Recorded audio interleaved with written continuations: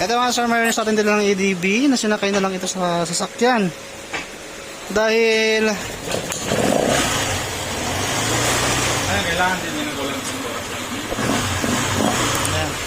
dahil tumirik daw to, tapos lumalabas yung langis sa airbox. Bali, dinala na yung unit dito ng mga sir na nakatanggal na yung airbox nya. Ayan, nag-i-start kapag ka walang air cleaner, tapos lumalabas yung langis. Ayan. Okay, pati na. Tahimik naman yung makina nya, kaso nga lang pag mainit na yun, tumitirik na.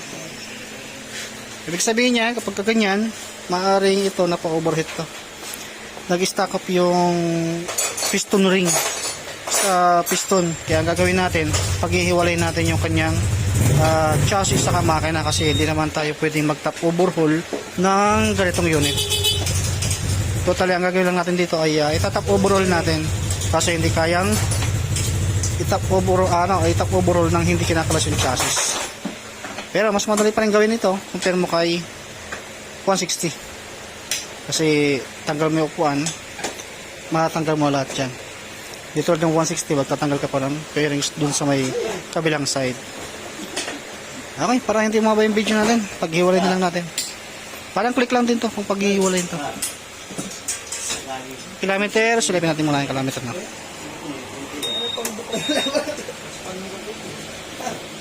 Ayan.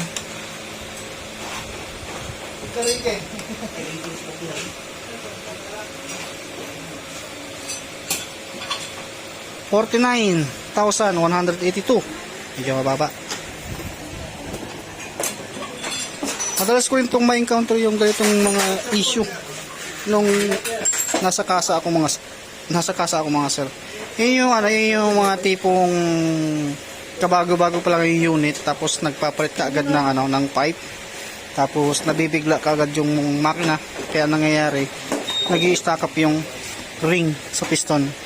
Kaya ngayon, kung isang ring lang yung gumagana, lumalabas na yung langis, sumasabay sa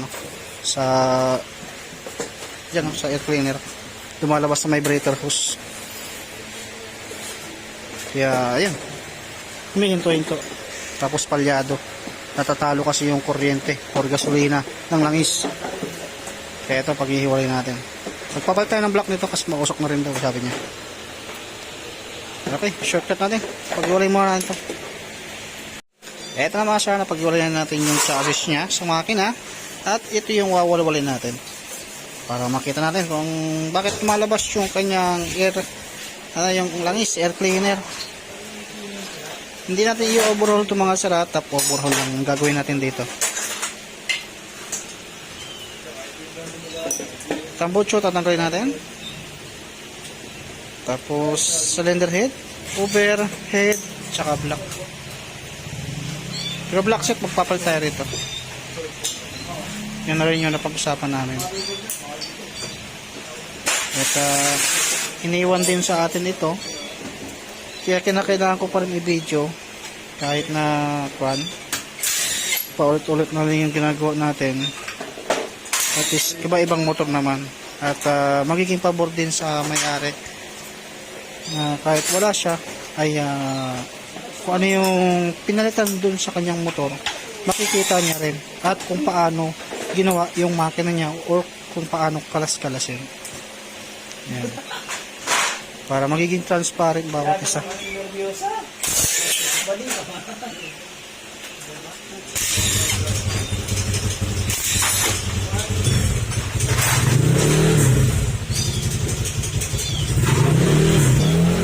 Okay, yan, malinis naman siya. Kaso napa-overheat sigurado. Notado naman din sa unit na hindi na nagamit. Okay, tanggal na yung mga dapat tanggalin kapag once na tinatanggal natin yung cylinder head. Ituloy niyo po kapahingin yan. Okay, sige, hatak. Uy, hatak. Baho. Ayan, overheat. Sige. Baho. Baho. Balit. Overheat na yung napa-overheat na rin to. Yan, tingnan natin.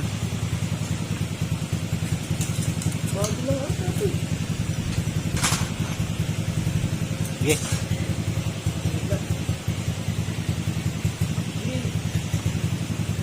Okay, tingnan mo yung piston. Overheat na, gani. Napa-overheat to. Ayan siya sabi ko mga sir. Nag-stack up na. Oh. Gas. Hindi na bumubuka. Tanggalin mo ngayon piston para makapakita ko sa inyo. Pumakat. Kaya pagka sorry to. Oh. Gas. Kapag once na lumalabas ang langis sa air cleaner, asahan nyo na stack up yung piston ring na isa. Kapag isa ang nag-stack up, aandar pa yan. Pero pag dalawa na, hindi na mag-i-start yung mga sir. Ayan, kaya na, napaandar pa natin. Pumakat to, napa-overheat to. Kaya pumakat. Kaya magpapalit tayo ng block sa piston. Kaya ito yung mga binibidyo ko kapag once na wala yung may-ari, ay binibidyo ko para at least aram ng may-ari na ganito yung nangyari sa motor niya. May gas. Ito yung piston niya. Ito talaga, pakat na yan. Hindi na bubuka yan. Ayan o. Dalawa na, pumakat pala. Pero napandar pa natin. Ayan. Tingnan nyo yung piston ring. Ito yung piston ring nga mga sir. Ayan o. Kahit ganyan ko para mag side by side na yung labas ng piston ring. Ito wala. Kaya ibig sabihin talagang overheat. Kaya papalitan natin to. Kasi kung re-remedyan lang natin to, wala pa rin mangyayari. Kaya magpapalit tayo ng black seat. Tapos i-refacing natin to. Ipakita ko sa inyo yung pisa nito. Pero maglilinis muna tayo. Okay? Okay, ito mga sir. Na-check din natin yung kanyang cylinder head. Na-check natin may tama yung valve guide. Tapos na-check din natin yung kanyang camshaft. Ito. Para makita ng may-ari. Ayan. Tapos sa valve guide. Kaya ganun na lang yung ingay nito. Papansin nyo naman yung side talagang overheating. Ayan. May play. Tapos ayan. Ayaw tumunog. Sa kabila.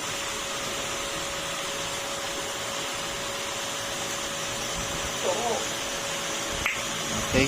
Tapos hindi pa matalas. Tapos sa valve guide, lagi nyong i-check to mga sir. Kapag once na parang parang yung sa kutsilyo na yung talim nito, obligado kailangan nyo nang magpalit.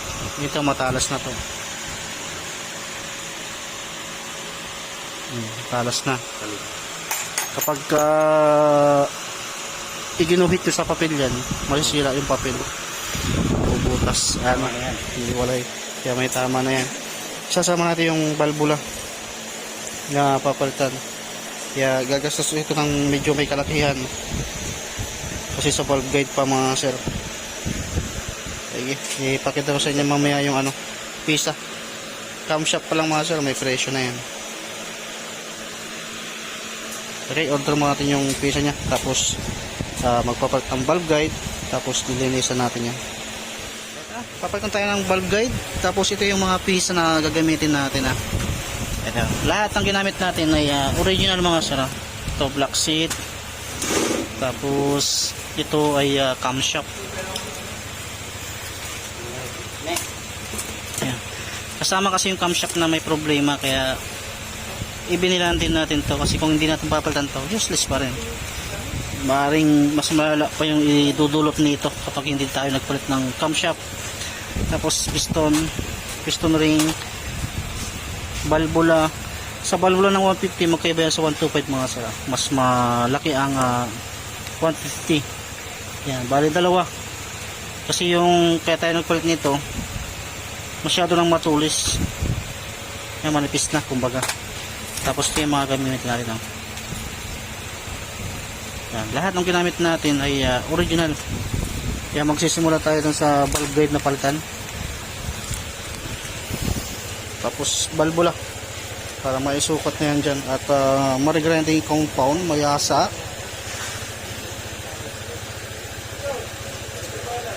Okay.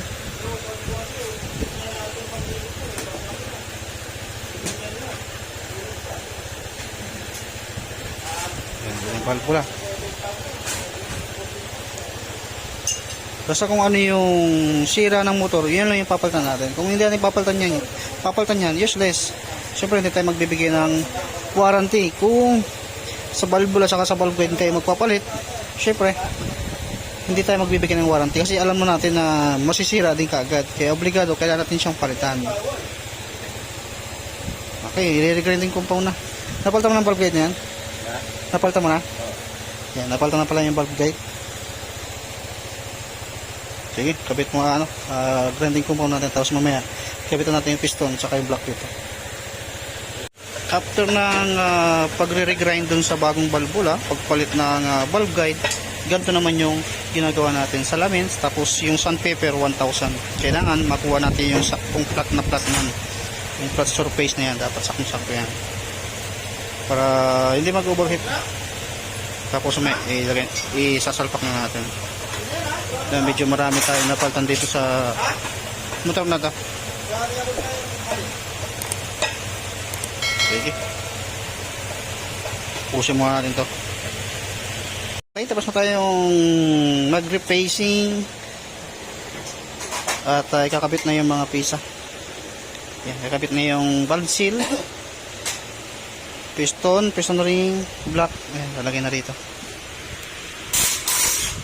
Okay, ito na yung bago nating block. Pag 150 rin yung block na gagamitin nyo. Tatransfer natin yung drainage ng tornilyo kung sa, sa coolant. Tapos yung hose. Yan yung bago. Camshaft, ito yung nasa karton pa.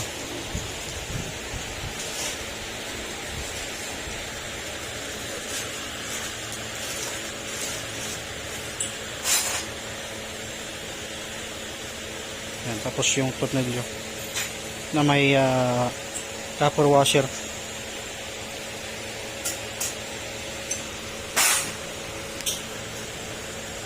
Yung hose na yan, huwag yung pagbabalik ta rin. Check nyo mabuti. Kung ano yung pagkakatanggal nyo doon sa kabila, yun din ang ikabit nyo. Hindi pwedeng magkabaliktad kasi yan eh. Didikit sa tambutso, masusunog, mag-overheat. Yan yung bago natin piston mga sir. Pang junk shop na yung pinagtanggalan natin dyan. Okay, ilagay mo natin yung piston ring. Okay, yan, kapitan natin. Nilagay na rin yung piston ring. Susunod natin dyan ay yung block naman. Kailangan maglagay kayo ng basahan para hindi kung saan tumasok yung lock, hindi papasok sa loob para maiwasan yung mag-overhaul. Okay, lagay natin yung bagong block. Tapos susunod rin dyan yung cylinder head naman.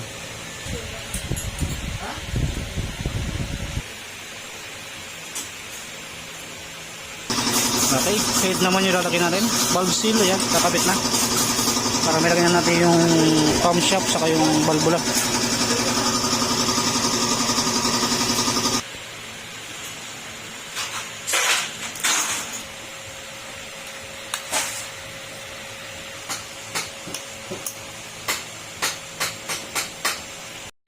Okay, lagyan natin yung cylinder head.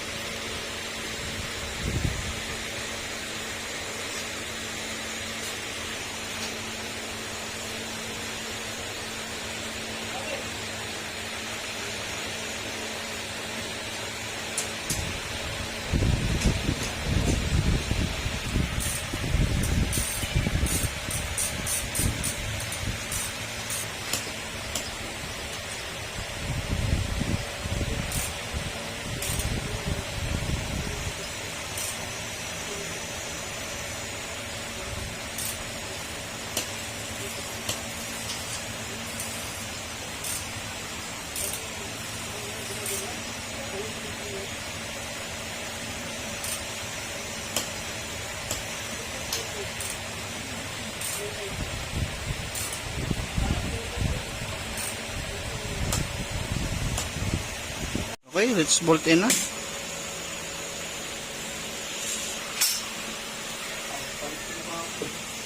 Sampal mo!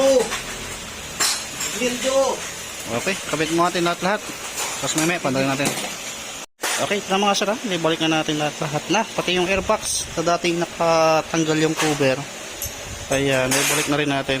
Tapos, coolant na lang. Langis, nalagyan na rin naman natin to.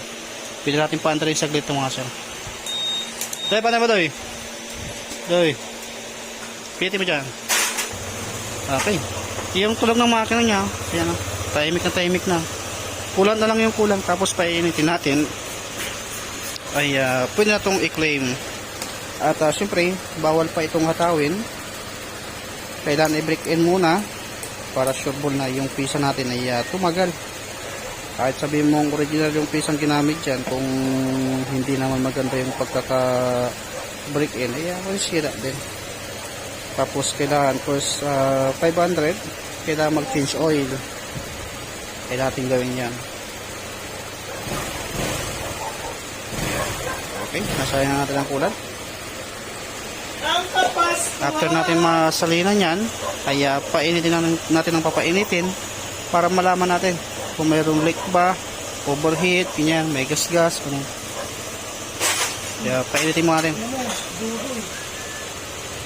Okay, tamaso, naibalik na natin, na-diagnose na rin at check na rin natin kung may leak o wala. Ay goods na. Ito, makiklaim na ito mga sir. Okay sir, tapos na yung motor mo.